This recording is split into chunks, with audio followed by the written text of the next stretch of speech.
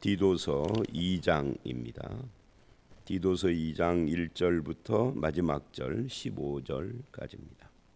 오늘 이 본문 말씀은 이 1절에 오직 너는 바른 교훈에 합당한 것을 말하라 하는 것이 전체의 그 주제라고 말할 수 있을 것입니다.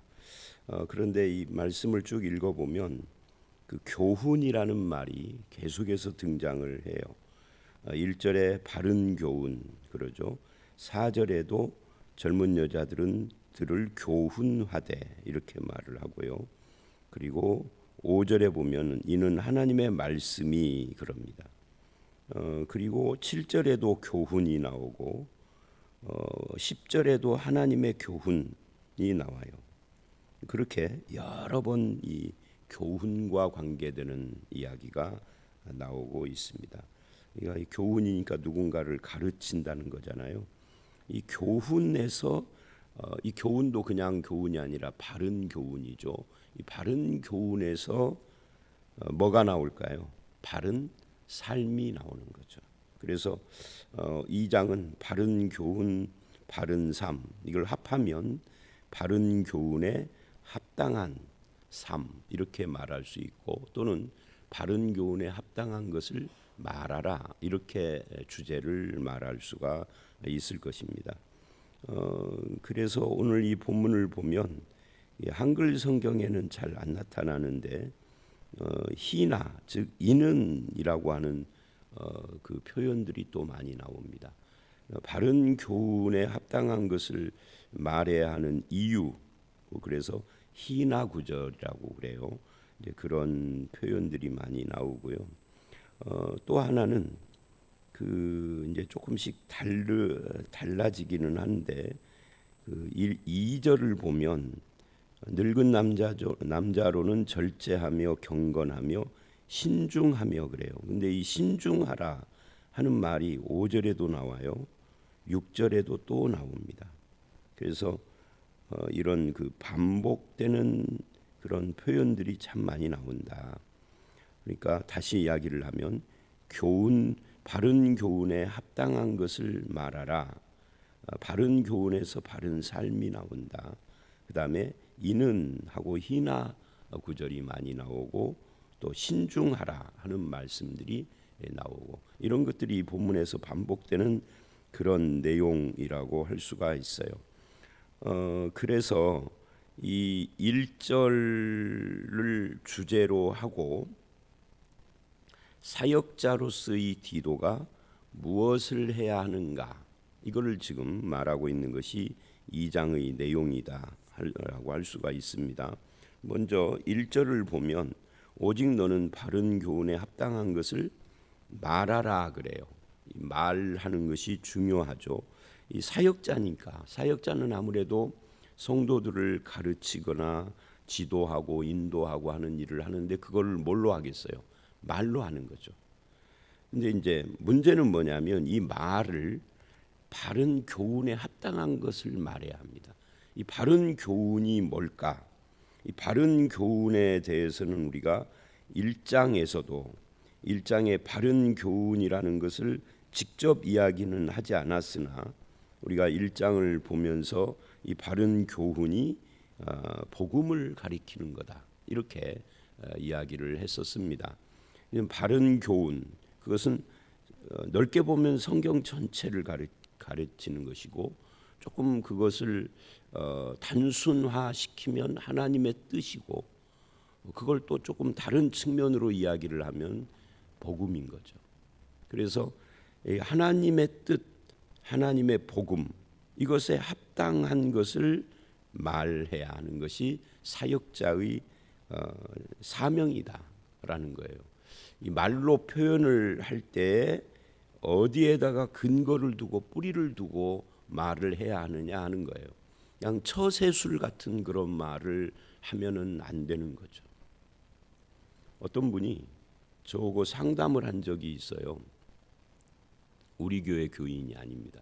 저는 그 우리 교회 교인이 아닌 분들에게 상담을 참 많이 받았고 지금도 그래요. 가끔씩 뭐 모르는 분인데 목사님 뭐 저는 서부중앙교회 교인이 아니지만 하고 메시지가 오거나 전화가 오거나 이러는 경우가 있어요.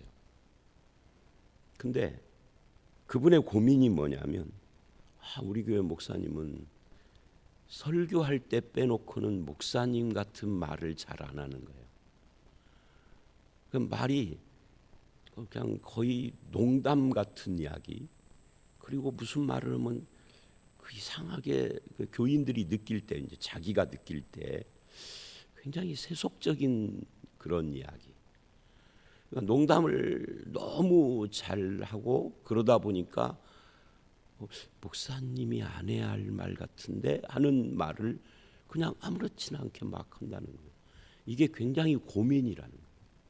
어떻게 해야 돼요? 근데 제가 뭐라고 그러겠어요?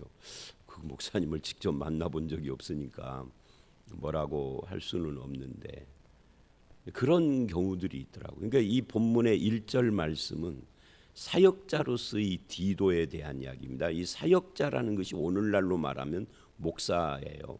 근데 목사로서의 디도에게 말을 해야 하는데, 인간은 누구나 다 말을, 벙어리 아니고는 다 말을 하고 살죠. 근데 말을 어떻게 해야 된다는 거예요? 아무 말이나 그냥 막 하라는 것이 아니라 바른 교훈에 합당한, 하나님의 뜻에 합당한, 복음에 합당한, 진리에 합당한 그런 말을 해야 한다. 오직 너는, 이 중요하다는 이야기죠. 오직이라는 말은. 그런데 이 말이 굉장히 중요한데 사역자는 말만 가지고는 안 되는 거잖아요. 말만 가지고 된다고 하면은 목사하기가 그것도 쉽지는 않지만 그래도 지금보다 훨씬 더 쉬울 것 같아요. 근데 말 플러스 뭐가 있어야 될까요, 여러분? 한번 생각을 해보십시오. 박 권사님, 뭐가 있어야 될까요? 사역자에게 필요한 두 가지가 있다면, 첫째는 말을 바른 교훈에 합당해야 하다. 그 다음에 또 하나는 당연히 본이죠, 본. 저 목사는 말은 아까 그 어떤 교회 교인의 고민은 목사님의 말이 너무 세속적이고 너무 농담을 너무 많이 한다는 거예요. 이게 그 일상 속에서 만나면 권사님하고 하는 말이 거의 다 농담이고 세속적이라는 거예요. 그런데 반대로 어떤 사람이, 어떤 목사가, 노재성 목사가 설교 시간은 물론이고 일상생활 속에서도 무슨 말만 하면 성경적인 말만 해요. 그런데 사는 것은 그렇게 안 살아. 그러면 그 사역자의 권위가 설까요, 안 설까요? 안 서죠. 그래서 이 본문도 말 1절이 말, 그 다음에 7절을 가보면 본 이야기를 해요. 그죠? 이 두 가지가 필요한 거예요. 바울이 자기 같은 후배 사역자에게, 아들 같은 사역자에게 지금 하는 말입니다. 범사에 내 자신이 선한 일의 본을 보이며 교훈에 부패하지 아니함과 단정함과 이래요. 그러니까 말로 교훈에 합당한 말을 했는데 네가 하는 말이 그 교훈이 부패하지 않은 진실한 참된 교훈의 말씀에 기초한 거예요. 그걸 뭘로? 범사의 본을, 선한 일의 본을. 그러니까 범사입니다. 범사에 설교 시간만이 아니에요. 목회할 때 교회 안에서만이 아니에요. 교회 밖에서도, 가정에서도, 세상에서도 어디를 놀러로 가서라도. 어떤 분들이 이 한국에서 굉장히 친한 크리스찬 사이였는데요. 아주 친한. 그런데 해외 여행 가가지고 틀어졌어.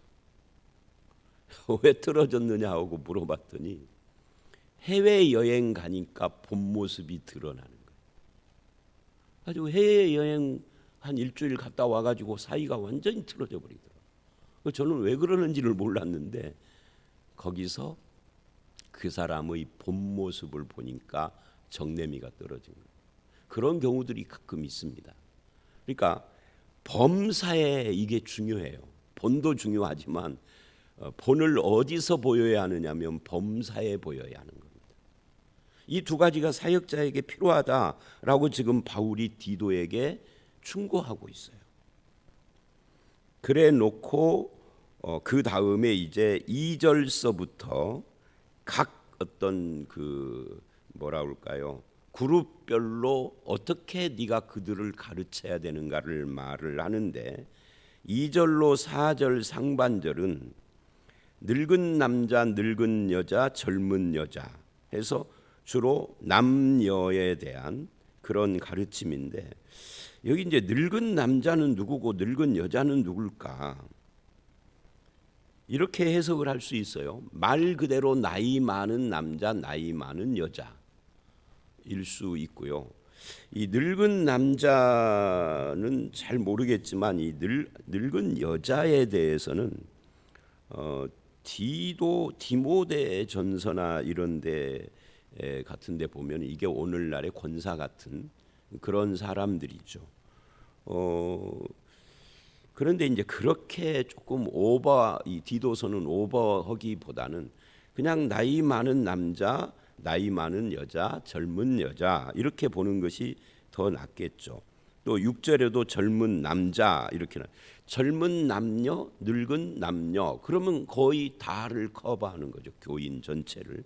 그래서 교인 전체를 놓고 젊고 늙고로 이렇게 구분을 한다면 이 나이 많은 사람들을 뭐를 그들을 교훈하고 가르쳐야 되는가 이거를 말을 하는데 나이 많은 남자에게 세 가지를 이야기를 합니다. 절제, 경건, 그러죠?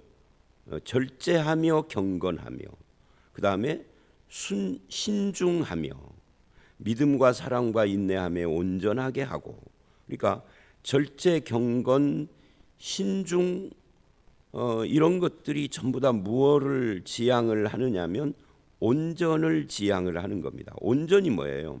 온전이라는 말이 이제 성숙을 말하는 겁니다. 그러니까 저들이 성숙한 크리스찬이 되어야 하는데 이것을 위하여 절제하게 하고 경건하게 하고 신중하게 해야 한다 그러는 거예요. 그래서 믿음과 사랑과 인내에 성숙한 사람이 되어야 한다. 그러니까 이런 이제 쉽게 이야기하면 이런 거예요. 나이가 많은 기독교인인데 성숙하지 않은 거예요. 교회 안에서 나이로는 대선배인데 말하는 것이나 하는 거나 신앙생활을 하는 거면은 이게 그냥 어린애 같은 그런 모습인 겁니다. 네, 그렇게 되면은 안 되는 거죠. 존경을 못 받는 거죠. 그래서 절제하고 경건하고 신중하게 만들어라. 믿음과 사랑과 인내에 성숙한 사람이 되어야 하니까 이렇게 지금 말을 하고 있고요. 여자들에게도 이렇게 말을 합니다. 이와 같이라는 말은 이게 2절에 말하는 늙은 남자 이야기는 나이 많은 남자에게만 해당되는 것이 아니라 이거는 여자에게도 그대로 해당되는데 라고 하면서 거기에 덧붙여요. 행실이 거룩하며 모함하지 말며 많은 수의 종이 되지 말고 그리고 선한 것을 가르치는 자들이 되라.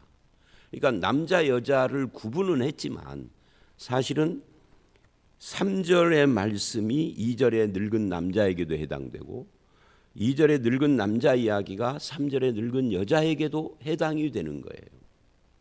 그래서 이걸 구분 없이 전체를 봐야 할 필요가 있죠. 그러니까 행실이 거룩해야 한다. 말이 거룩한 사람들이 많아요. 말은 거룩한데 하는 행실이 거룩하지가 않아요.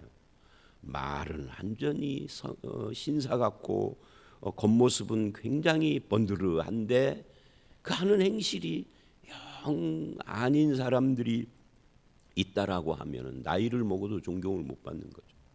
그런 사람이 있어요 하고 그런 사람이 많죠. 생각보다 많아요. 그런 경우가. 그래서 그런 거를 지금 이야기를 하는 겁니다. 또 모함하지 말며 이게 특별히 남자보다는 여자 쪽에서 이 모함하지 말라를 이야기를 한다라는 건 참 의미 있습니다. 이거는 남녀를 구분하고 다 해당은 되지만 특히 여자분들에게 더 이게 필요하다라고 지금 바울이 느끼고 있는 거예요. 많은 수의 종이 되지 아니하며 남자도 마찬가지죠. 근데 여성들에게 지금 이렇게 나이를 먹다 보면 여자분들도 젊어서는 안 먹었던 술이나 담배를 하시는 분들이 생기죠. 젊어서는 요즘은 우리나라가 완전히 변해서 뭐 길거리에서 여자들이 담배 피고 뭐 술집 가는 것을 예사롭지 않게 생각을 하지만 전에는 이 길거리에서 막 젊은 여자가 담배 피는 것을 잘 못 봤었어요. 요즘은 안 그러는데. 근데 이게 나이 먹으면은 그런 것이 없어져 버려요. 그냥 아무 데서나. 근데 그러지 말라는 거죠. 술의 종이 되지 말고 선한 것을 가르치는 자들. 그러니까 나이가 들었으면 누군가를 가르칠 수 있는 그런 수준이 되어야 하는데 선한 것을 가르쳐야 되는 거죠. 자기 경험을 가지고 선한 것이 아닌 것을 자꾸 이야기를 하는 그런 경우도 있을 수 있죠. 그러니까 못된 것을 자꾸 이야기를 할 수 있는 거죠. 왜 그러죠? 미안하지만 여기 연세 드신 분들은 미안하지만 나이 먹으면 주책이 없어지니까. 그래서 그런 것들을 지금 이야기를 하는데 이것을 네가 바른 교훈에 합당하게 말로 가르치고 본을 보여라 하는 이야기예요. 선한 것을 가르치는 사람이 되라 해놓고 목사인 나는 선한 것을 안 가르치고 아까 예를 상담 예를 들었던 것처럼 자꾸 이상한 것을 이야기를 하는 그런 쪽이 되면은 안 되니까라고 말하고 있는 거죠. 그 다음에 4절서부터 8절은 젊은 사람들에 대한 이야기예요. 젊은 여자, 젊은 남자, 남녀 모두에게 해당되는 것이 신중함입니다. 그러니까 늙은이들에게도 신중이 필요하고 젊은이들에게도 신중함이 필요해요. 그래서 여기서는 4절로 8절에서는 신중하며가 두 번이나 나오죠. 5절에 나오고 그리고 6절에 나오고. 그러니까 말을 할 때도 신중하게 해야 하고 사람을 판단할 때도 신중하게 해야 하고 무엇을 결정할 때도 즉흥적으로 하지 말고 신중하게 해야 한다. 이거는 남녀나 노소, 젊던 나이가 많던 누구에게나 이 신중함은 필요한 거예요. 특히 교회 안에서는 더 그렇죠. 물론 너무 신중하려다가 기회를 놓치는 경우, 때를 놓치는 경우도 있는데 그런 경우는 신속히 결정해야 할 때가 있기는 하지만 대체로는 신중해야 된다. 신중해서 손해보는 것이 하나라고 하면 신중해서 손해보는 일도 있거든요. 하나라고 하면 너무 급하고 서둘러서 손해보는 것은 열인 거죠. 그래서 신중해야 할 필요가 있다 하는 이야기를 해요. 그러면서 이렇게 말을 하죠. 그들로 젊은 여자들을 교훈하되, 여기서 그들로 이거는 목회자인 디도뿐만이 아니라 늙은 남자 늙은 여자를 포함한 거예요. 그러니까 늙은 여자 늙은 남자들을 먼저 말한 이유가 있는 거죠. 그들이 성숙한 모습을 보여서 그들이 젊은 여자 젊은 남자들을 교훈을 해야 한다는 거예요. 가르쳐야 된다는 거죠. 그 교훈의 뿌리는 뭐예요? 바른 교훈. 자기 인생의 경험만 가지고 하는 것이 아니라 바른 교훈에 합당한 것을 근거로 해서 거기에다가 인생의 경험이 이렇게 플러스가 되는 거죠. 근데 바른 교훈 없이 인생의 경험만 말을 하면은 이 인생의 경험이라는 것이 성경적이냐 아니냐가 문제가 생기는 거예요. 그래서 바른 교훈을 뿌리로 하고 저들을 교훈을 하되 남편과 자녀를 사랑하며 그래요. 가족 사랑 이야기를 하는 겁니다. 아니 당연히 가족 사랑하는 거죠. 안 하는 사람이 있을까? 근데 있다 하는 거. 가끔 우리가 뉴스 같은 데 보면은 놀러 다니느라고 자식 팽개쳐서 죽는 그런 경우가 사실 신문이나 TV 보도된 것만 그러는 거지. 보도되는 것도 심심치 않게 등장을 한다면 실제로는 훨씬 더 많다는 거예요. PC방에서 놀다가 애가 죽고 남자친구하고 놀러 가서 애가 죽고 집에다 놓고 가가지고 이게 말이 안 되는 이야기들이 실제로는 있으니까 남편과 자녀를 사랑하며 이래요. 이건 뭐 고대 세계라고 그래서 다를 것은 없는 거죠. 남편과 자녀를 사랑하며 신중하며가 또 나오죠.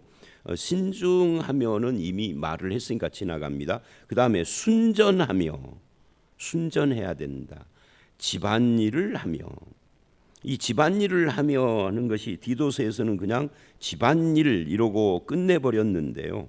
디모데전서에 가면은 이 집안일을 하라는 말의 배경이 뭐냐면 집집마다 돌아다니며 게으름과 험담을 하는 것을 이야기를 해요. 그러니까 집집마다 돌아다니면서 그렇게 말 물어내고 험담하고 게으름 피우고 하지 말고 집안일을 하라는 건데, 21세기의 여자들은 집안일을 하며 이러면은 다들 웃거나 아니면 비웃을 것입니다. 그죠? 특히 젊은 여자들은 그러니까 성경은 낡은 거다 이렇게 말을 할 거예요. 근데 이런 말씀들을 우리가 현대인이 읽을 때에는 문자만 보면 안 되는 거죠. 이 문자를 통해서 말하고자 하는 진짜 의도를 봐야 하는데, 바로 그 게으름 피우며 험담을 실어 나르는 이것에 대한 이야기를 하는 거예요. 자기 남편에게 복종하라. 이것도 21세기 여자들은 피고고 웃겠죠. 아니, 여자에게만 왜 복종하라고 그래? 그런데 이것은 에베소서를 보면, 에베소서 5장을 보면 남녀 모두에게 복종을 요구하는 것을 기초로 하고 하는 말이에요. 이건 섬김에 대한 이야기입니다. 남자든 여자든 섬겨야 하는데, 특히 그것이 부부고 가족이라면 더 해야 하는 거죠. 왜 그런 삶을 살아야 되느냐? 자, 다시요. 남편과 자녀, 가족을 사랑하고 신중하고 순전하고 집안일을 하며 선하며 복종하는 삶을 사는 이유가 뭐냐? 이는 그래요. 하나님의 말씀이 비방받지 않게 하라. 그러니까 예수 믿는 저것들은 뭐 하나님의 말씀이 어쩌고 성경이 어쩌고 복음 뭐 하면서 말만 많아, 말 많으면 공산당, 뭐 이런 우리 어렸을 때 농담들이 있었잖아요. 말 많으면 공산당인 기독교인들도 말만 많다 그러는데, 그런 비방을 받지 않게 하려면 너의 삶이 이렇게 정갈해야 된다, 뭐 이런 이야기를 지금 하고 있는 겁니다. 또 6절, 너는 이와 같이 젊은 남자들을 신중하도록 권면하되. 신중이 또 나왔죠. 이건 지나갑니다. 그러니까 젊은 남자들에게는 뭐를 요구를 하느냐면 7절, 범사에 내 자신이 본을 보이고, 그냥 말만 하지 말고 본을 보여서, 너도 같은 남자니까 교훈에 부패하지 아니함과. 이 교훈 이야기가 또 나왔어요. 그러니까 이 교훈이 성경, 진리, 복음이라고 하면 우리가 전하는 이 복음의 말씀이 부패하지 아니함을 네가 친히 보여야 한다. 그죠? 네가 본을 보여서 저들로 하여금 너처럼 그렇게 교훈에 부패하지 아니함을 증명하는 삶을 살게 해야 한다는 거죠. 그리고 또 단정함, 책망할 것이 없는 바른 말. 그러니까 아까도 말 이야기를 했습니다마는, 왜 이렇게 말을 하는 것이 세속적인지 몰라요 라고 하는 교인의 그 책망의 소리, 본인에게는 안 했지만 나를 통해서 그런 말을 듣게 하지 말으라는 거죠. 왜? 이는 그 다음에 이래요. 이는 대적하는 자로 하여금 부끄러워 우리를 악하다 할 것이 없게 하랴. 여기서 대적하는 자는 사탄이 아닙니다. 세상 말하는 겁니다. 교회를 핍박하고 대적하는 사람들이, 저 봐라 예수쟁이들은 이 안 믿는 사람보다 더 악해, 안 믿는 사람보다 더 모자라, 이런 말을 듣지 않게, 악하다 할 것이 없게. 이게 굉장히 중요한 문제입니다. 오늘날도 2000년 전에만 이것이 필요한 것이 아닌 거죠. 자, 여기까지 늙은 남자, 늙은 여자, 젊은 남자에 대한 그런 교훈이었습니다. 이게 교회 안의 이야기죠. 그러면 이제 9절서부터는 교회 밖의 이야기입니다. 이 종들은이라는 말은 오늘날 현대로 말하면 직장인들은 이런 뜻이죠. 자기 상전들에게 범사에 순종하여. 이것도 참 재미있는 것이 뭐냐면, 여기뿐만 아니라 신약 성경 어디에서든지 종들 이야기를 할 때는 그 상전들에게 순종하고 기쁘게 하라는 말이 나오는데, 그 상전들이 크리스찬이냐 아니냐는 묻지 않아요. 초대교회 때는 상전이 크리스찬일 가능성이 적죠, 지금보다. 지금은 그래도 퍼센트가 있으니까. 근데 이때는 아주 기독교인의 숫자가 적었던 때니까. 그런데 안 믿는 상전이라 할지라도 순종을 해야 된다. 뭐에? 범사에. 다만 여기에 이 본문이 말하지 않는 한 가지가 있어요. 그게 뭐냐면 죄를 짓지 않는 겁니다. 죄를 짓는 것까지 순종하라는 이야기는 아니에요. 직업과 관계되는, 그러니까 이 종이니까 주인이겠죠. 주인이 시키는 일이 어디 가서 살인을 해라, 도둑질을 해라 하면은 그거는 또 다른 문제죠. 그러지 않는다면 순종하여 기쁘게 하라. 남의 밑에 있는 사람들은 다 똑같습니다. 이 종들이라는 것이 거슬러 말하지 말라. 이것도 뭐 자세하게 말할 필요가 없겠죠. 훔치지 말고 오히려 모든 참된 신실성을 나타내게 하라. 그런 이야기를 한 다음에 이는 하고 또 말을 합니다. 이는 범사의 우리 구주 하나님의 교훈을 빛나게 하려 함이라. 보세요. 아까도 8절에서 이는 우리를 악하다 할 것이 없게 하려 함이라 그랬잖아요. 또 5절에서도 이는 하나님의 말씀이 비방받지 않게. 그러니까 말씀이 비방받지 않고 믿는 자가 악하다라고 악평을 당하지 않고, 그리고 10절에 하나님의 교훈이 빛나게 하려고. 이런 모든 것들이 그래서 그런다고. 내가 왜 안 믿는 주인에게 순종을 해야 돼요? 그렇게 하지 말고 그래야 하나님의 말씀이 빛난다 너 때문에. 이렇게 말을 한다고요. 그러니까 우리는 항상 목적의식을 갖고 있어야 돼요. 이런 삶을 사는 이유가 뭐냐 할 때 말씀이 비방받지 않고 성도가 악평을 당하지 않고 소문, 하나님의 말씀이 빛나게 하는 것이 이게 우리의 목적이라는 거죠. 그런 태도의. 그리고 11절로 14절 이제 마지막 문단입니다. 모든 사람에게 구원을 주시는 하나님의 은혜가 나타나. 그러니까 이 모든 것은 하나님의 구원의 은혜라는 이야기를 하는 겁니다. 그 구원의 은혜가 우리를 양육하시고 경건하지 않은 것과 이 세상 정욕을 버리게 하고 신중하게 하고 의로움과 경건함으로 세상을 살게 한다.